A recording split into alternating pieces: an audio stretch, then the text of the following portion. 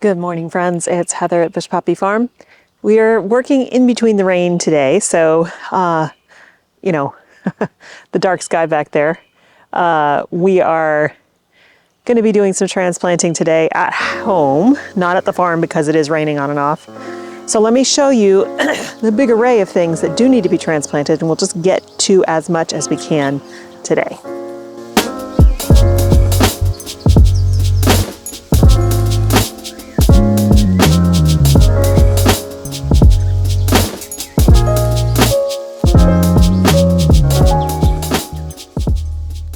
Okay, firstly we have this, these are the remaining nasturtiums that haven't yet gone out to the garden, so they will go out somewhere in the garden. I actually do like starting them in trays like this, just because I can guarantee their germination. A lot of times I just pop seeds anywhere I want in the garden, which can work, but sometimes maybe they get wet and then they dry out before they completely finish germinating, and then they don't, you know, come up. So this was a little more foolproof. I've already planted a whole bunch out, but we're going to put out more. Then we have these, which is where we're going to start today. I talked about these in yesterday's video. This is Anisodontea, Striping Beauty. So these gals here with these hollyhock-like flowers and fig leaf looking leaves are going to go over here where I have normally tomatoes, that you could see that's been completely eaten off. So I'm just going to cut my losses. I don't need to grow vegetables in this year. You know, I planted these in October and they looked, you know, they were small then, but they just keep pumping and they're so beautiful. And these haven't even started producing their flowers yet, although I think they will pretty soon. It's the same thing over here, just so pretty. And so I'm just going to keep them in as long as they look good. And like, here's the other tomato, got completely munched. Like I said yesterday, I'm not going to fight nature. I'm going to put these in. I hope they won't get eaten, but the tomatoes are the only things that got eaten in these containers. Sorry, I'm keeping an eye on this storm. So those are going to go there. And then we have this Albutilon. It's a neon rose variety. This is to replace one that didn't overwinter after I hacked it back tremendously. One of them is coming back and looks great, but that's going to go way over there by the greenhouse. Then we have this tray. These are sunflowers. Most of these are dwarf sunflowers, although this one, Darjeeling, I've never grown before. These I'll probably just put in the cottage garden because they're fun, but these are all small, tiny sunflowers. And I think I'll put some in the front garden. And I might put some here in the front of this bed because they're not going to get huge and I think they would be really pretty there. And then back here we have more basil. So I've already planted out the majority of my basil. This is Genovese and this is Tulsi. I only grew two kinds for culinary purposes this year. We're growing lemon basil and cinnamon basil for the flower farm. But these guys, the majority of them, are over here in this container. And actually, this one looks like it's wanting to flower. We'll just pinch that out. We don't want them to flower. When your basil starts to flower, it will change the taste. It gets more bitter. And also, it's signaling to the plant, hey, we're going to seed, we're done. And so then the plant will start to decline. You don't want that to happen. So just pinch out your flowers. Anyway, these are alternating tiers of Genovese and Tulsi basil. And then up top here, we have a Supertunia Vista bubblegum, which I'm hoping will really fill this in and spill over the sides. Okay, and then in the back here, we've got Rudbeckia Maya, and these are a good size to put out. So some, maybe a few go in the cottage garden, a few will go out to the farm, and some will go in the front garden. And then here, we have some lettuce. This is Little Gem. We've got 4 o'clocks here, and we've got more lettuce here. This is Buttercrunch. We've got a couple of basils back here. And then this is Clemson Spineless Okra. Now, these new leaves are looking better, but the original ones are white. I've never seen that before. Anyway, they've all gotten fertilized, and like this one, not worth planting. But some of these are good and strong and sturdy, so they'll go out in the garden as well. Here we have all of our scented geraniums. These are mostly going to go in containers close to the house, but you know, they're just pretty. So I'll spread them out wherever. I haven't made total decisions yet. These are our dahlias. Now we've got cuttings over here, which are looking great, but I won't transplant these guys yet. They're not quite ready. I don't know, actually. Kind of feel resistance on tugging, but anyway, I'll let the cuttings go a little longer to make sure they form roots, but these tubers definitely need to be planted. Now, I could take more cuttings, but I don't really want to do that. I want these guys to thrive, and so I'm not going to remove more from the plants. However, I have been pinching them. You can see like that. I need to do it again, like here. By pinching, by taking off the center stem, you get these side branching, and these will produce flowers as well. So if you want more flowers on your dahlias, or really any plant that is cut and come again, if you pinch it, I'm going to do that right here,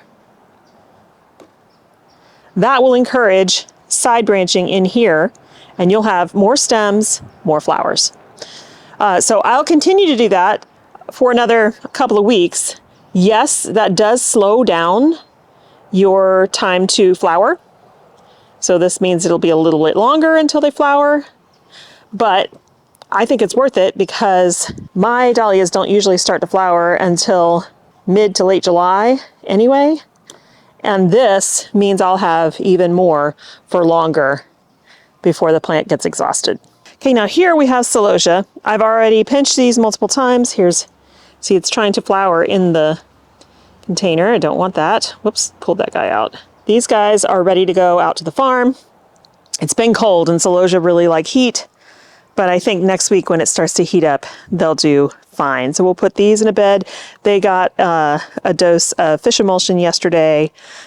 Hopefully that and some more calcium will be good for them to do well at the farm.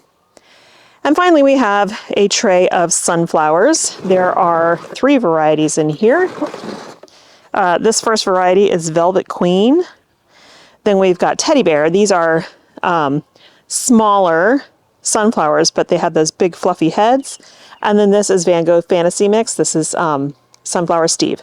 So these guys are also going to be going out to the farm. Okay, so now you know what we're doing. Some of this obviously is for the farm, the dahlias, the celosia, and the sunflowers. So I'm not going to worry about those today. Hopefully we can take care of those tomorrow or Monday. Tomorrow it's supposed to be raining as well, and I'm giving a lecture at a local community center on native plants. So I will be tied up most of the day tomorrow, but I am going to get started on doing these. So I think the first one I'm going to do is put these Striving Beauties in to their new containers next to the house.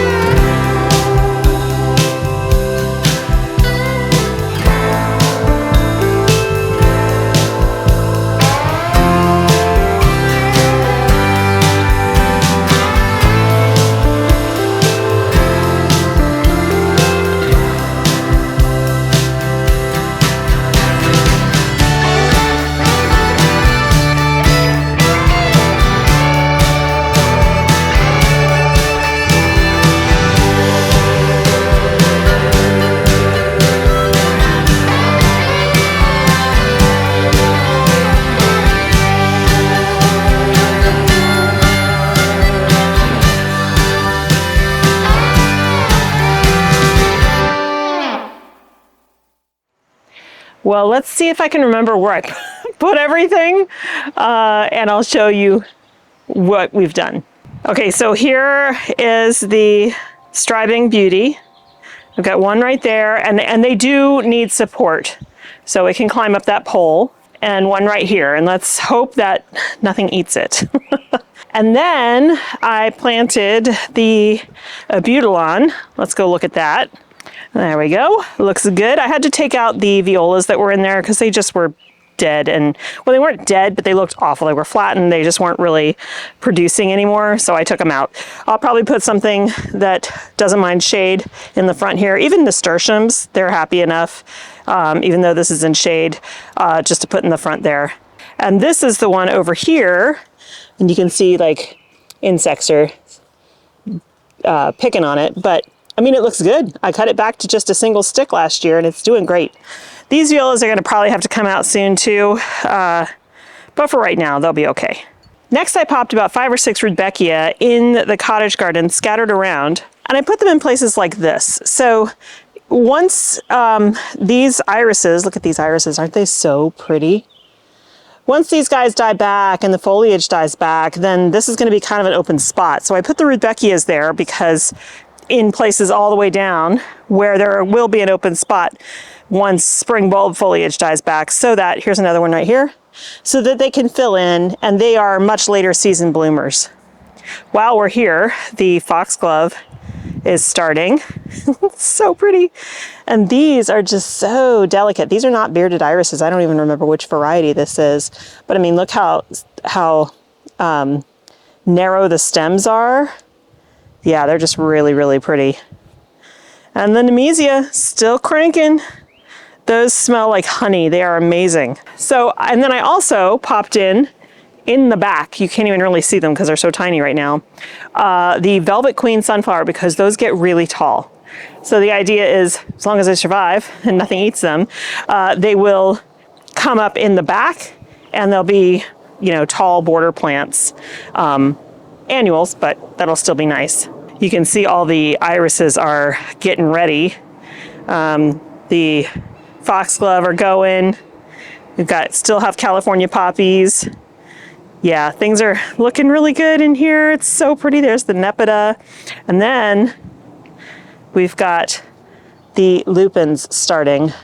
Those are just stunning flowers. I have them in a couple different colors in here. Here's another foxglove, and I think that's Dalmatian pink. And then we've got calendula here, and this is my first year with this iris. I don't even remember what the variety is. I picked up a bunch of irises last year because they were on sale, and I just popped them in here, scattered them throughout the cottage garden. So it's a nice surprise because I couldn't remember what I had, and they're just, it's exciting. Now I do have my favorite one that's in here. It's called Black Suited, and when it blooms, I'll show you. It is so dark. It's like such a deep dark purple that it looks black, but it's like iridescent. It is so stunning. Okay, and then the alliums are also starting. Okay, so after that, oh, another thing. These are limelight hydrangeas. They were in the 2 big containers next to the greenhouse, and I dug them up and planted them here last fall because they just kind of weren't really being productive anymore and they needed more space. And they already are looking so good. I think we're going to get lots of beautiful stems on these this year. Next up, started potting up the scented geraniums. These are the rose varieties. So this one's the old-fashioned rose. I think this is a lemon rose, Roby's lemon rose. And then this one is the attar of rose. And then up front, these are nasturtiums. They'll fill in, it'll be really pretty, but you want these guys to have, 8 to 12 inches apart, and keep them relatively pruned so that they can have lots of air circulation. If you do that, they'll be happy. All will be good. This is all fresh soil in here, and I did give them some fertilizer. Before we go to the rest of the scented geraniums, I also popped in junior sunflowers here in the front. They're very short. They'll be cute as long as something doesn't eat them before they get big enough. Okay, then over here, we took all the tulips out because they were done. And this one is the apricot geranium. And the nasturtiums that are here are the trailing variety, so they will spill over the sides, and I think it'll be so pretty. This is the chocolate mint geranium. Oh wow, the leaves are so much softer. Back here are the amaryllis. Now they've bloomed out for the season, and I brought them outside because they love the heat. They will be in foliage all summer, and then in about late August, first week of September or so, I'll cut off all the leaves. I will bring them inside and put them in a cool, dark place, and they will stay in there until about 10 weeks before I want them to bloom. So, 10 weeks before the Christmas holidays. Then I'll bring them out again, water them once the greenery starts coming back, then they'll get regular water. But that's how you force them for the holiday season. These are both from South Africa and South America, and they are summer bloomers. So normally they would be blooming in the summer, and then once the blooms are gone, just like any bulb, they use their green foliage to energize that bulb for next year. So that's what they're doing this summer. They'll be sitting out here, soaking up all the sun, and then we will force them for the holidays next year. And then the last container I planted up, this used to have random herbs in it. It was mint and thyme and stuff, and it was really overgrown. When I pulled out the soil, it was just one giant block of soil. So I refilled it with cactus mix, because these guys want really well draining soil, and a layer of compost on the top. These two scented geraniums are Orange Fizz, and then we just put some alyssum in there as well, and hopefully they'll fill in and it'll be a really pretty container. Now this one doesn't get as much sun, so if I start noticing them suffering, I will move them to a more full sun position. Same goes for the ones that are in full sun. If in our super hot summers they decide, yeah, this is really tough, I'll put them in a place where they get afternoon shade and they can still get morning sun. So I still have two geraniums that I didn't have a home for yet. This one's lime and this one's strawberry. So I'll get a nice pot for each of them, and we'll get those guys potted up. Just won't be today. All right, so what we have left are these two trays, and we'll take them out front and get these guys potted up, not potted up, planted in the garden, and then I think we'll be done for the day.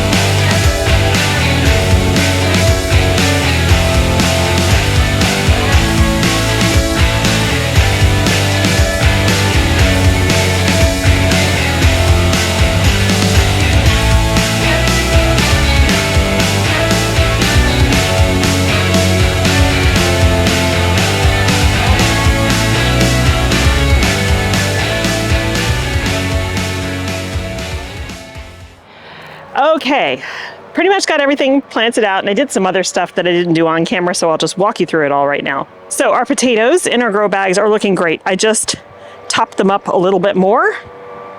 There's one over there, and there's one back here. This one's not growing as much, but they're all looking good. So in this bed where I have tomatoes, I added some basil, I added some more marigolds, and even though they're not bulbing, it's time to take these onions out. They are starting to flower. So these got planted in the fall. They're stressed.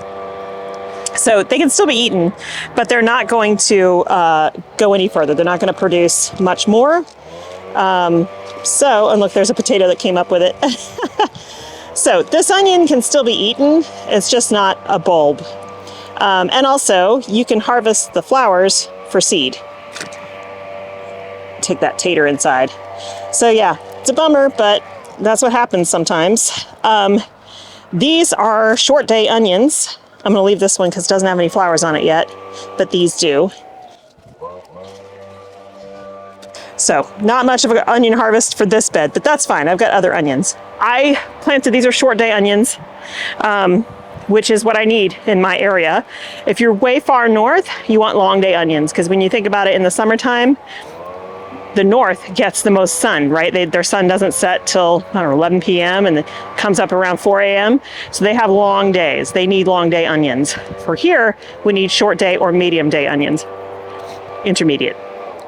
So these were short day, but they did what they did. That's fine. Like I said, I can still use those.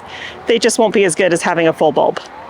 So this bed is all planted out. These tomatoes will get big. Once these onions come out, then I'll put something else here, but not a tomato. So we'll have, let's see, 1, 2, 3, 4, 5, 6, 7 tomatoes in here. And we've got basil and marigolds. Basil, just like I planted down here, is where it will be shaded in the afternoon by the foliage of the tomatoes, because they just will not tolerate the 105, 110 degrees and direct sun in the summertime. But if it's shaded by the tomatoes, it definitely will. So that's that. Just an update on this bed. I put the okra down the middle and some lettuce over there, but the squashes are starting to flower, which is great. I did have a netting on here and I took it off when I started seeing the flowers appear, because I wanted to make sure that the bees could get in there for pollination. Usually, and I'm sure it's the case right now, yeah, usually the first flowers to appear are male flowers, and you can tell because there is no swelling behind them. See, like that right there is a female flower because it's got the squash behind it. And they're usually open in the morning. That's when they get pollinated. So I wanted to make sure that the bees could get in here. Garlic, it's looking browner than I would like at this time of year, but it's still okay. And you know what's better than anything? There's no rust. Last year we had rust. It destroyed, I still got bulbs, but it wasn't, they weren't as good as they could have been. So I've treated this 3 separate times with copper fungicide. Also, the potatoes are looking amazing. Last year I lost the whole crop to rust. Or potato blight, early blight. So I'm really happy about that. This bed is cucumbers with 2 squashes on either end. That one's getting predated upon a little bit, but I'm not too worried.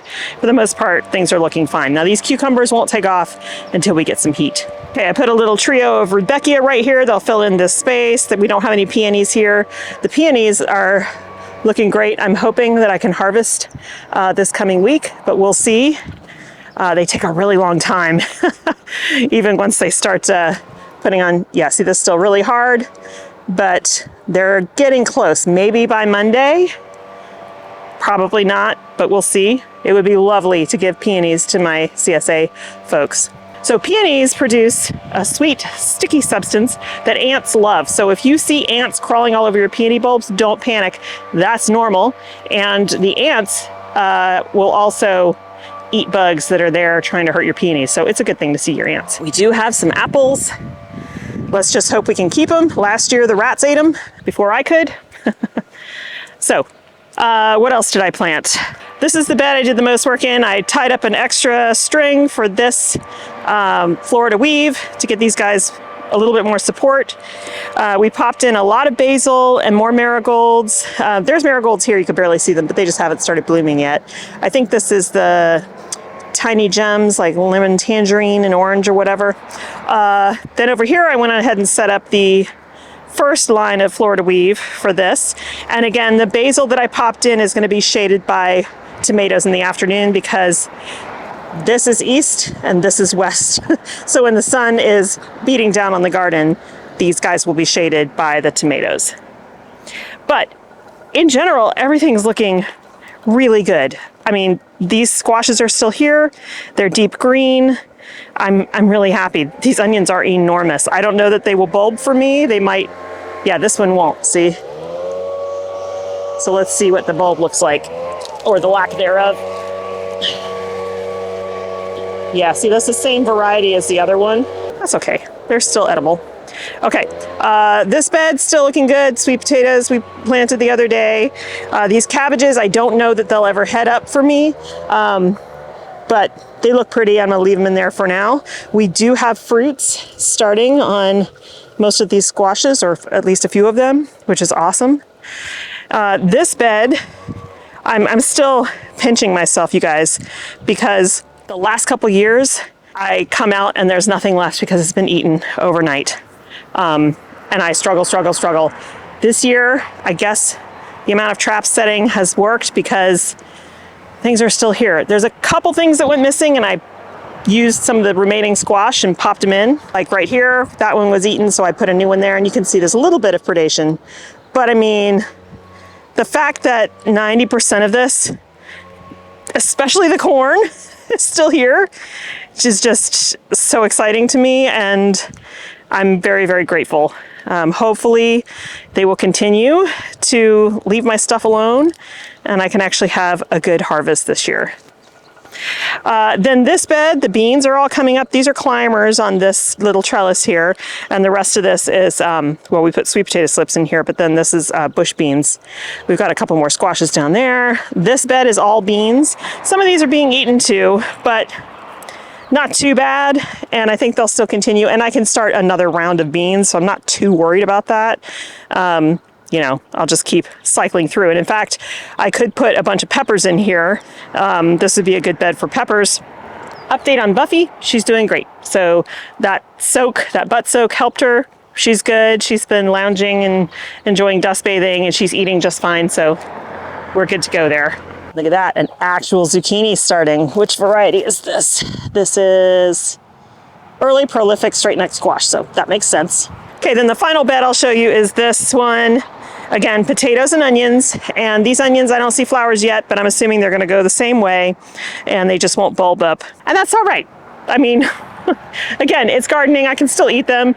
Would I love to grow big bulbed onions? Sure, definitely, because I haven't done that yet successfully, and I would love to do that, but it will happen. It just will take time. All right, you guys, that was a lot of work. I'm tired. I'm gonna go in and have something to eat and then get this thing edited and up for you guys. But thank you for hanging out with me today. I was really hoping we get some actual rain. I think we might get a little bit tonight. Keep your fingers crossed for us. And then next video, hopefully we'll be out at the farm to transplant all that celosia and the dahlias. And I can't remember what else was back there. Sunflowers. Yeah. Thanks again for hanging out with me. I hope you have a wonderful time in your garden, and I'll see you in the next one. Bye.